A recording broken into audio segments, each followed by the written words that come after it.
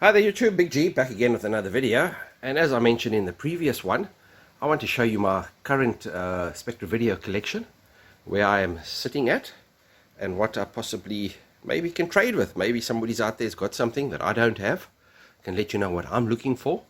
On the top there you can see the good old SPECTRAVIDEO 328 Mark II, boxed and complete, the 728 boxed and complete, which is the MSX version. I'm desperately after a 738, I think there's an 808 and possibly an 838. So yeah, 738 is actually the one, that the holy grail that I'm after, which is sort of a MSX 1.5 they call it. So that I'm desperately after. You can see here's the Mark 1, oh sorry, Mark 2, I think it is the 318, the second one that came out, the one with the grey. And I love this grey sort of look to it, but I still miss the one with the red joystick with the white backing and the black keys. That is also lovely. So I'm also looking for a boxed one there. The good old 328, the Super Expander. Now I'm looking for the Super Expander that has the 2 disk drives that are in it. There's a 728, and I've got the disk drive working. And I forgot to mention the previous one. Thank you, Aki, for the Super Expander, or Mini Expander I should call it. And then just looking here at the back, excuse the unsteady hand, some of the software, some lovely, the big boxed SPECTRAVIDEO software that came with your machine. Now if I remember when I purchased mine, I must have been 11-12 years old, it came with all the titles, came in these big boxes over there. So yeah, just a couple in the big boxes. Cartridges, always hard to come by, these cartridges. I've got some duplicates over there, a duplicate Flipper Slipper, duplicate Super Cross Force. I'm looking for a Sector Alpha.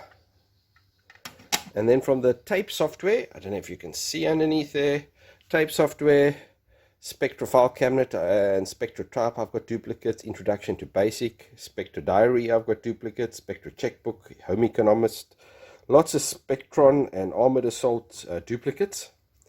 From my mate in Australia, from Tony, some of his software. I know he's sending me some stuff soon. There's the bonus tape, and then some stuff that came out from the different clubs and compilations that were put together. CPM software, I've got all the discs for the CPM software, and they do work with the disk drive. And then, you know, back in the day, lots of software piracy, so those are all just home compilations. Coming down a little bit, you can see there all the cartridges and the graphics tablet, which I'm very chuffed to have. SVR 904 boxed data cassette. I've got a 903 down further there, not boxed, so I'm after that. Some ColecoVision games that work with the 603. Now this 603 I can't seem to get working. I've tried, I don't know how to fix it. I've tried it with the quick shot joystick. You got to use the right joystick. I don't know if you can see it over there. There's some light. Yeah, you got to use that special joystick. I've got a couple of joysticks there, and then further down I've even got a couple of the some of the software that was made by SPECTRAVIDEO for other systems. You can see there at the back, Super Cross Force for the ColecoVision, some Commodore VIC-20 cards. I love those foil boxes, and hence I've got those, but also just to complete the SPECTRAVIDEO full spectrum of offerings that they had. There's some spare SPECTRAVIDEOs at the bottom there. I don't think they're working. One of them is a 318 that's got the 328 keyboard. Some of that was done. Some manuals, got a lot of manuals, the CPM software, some books.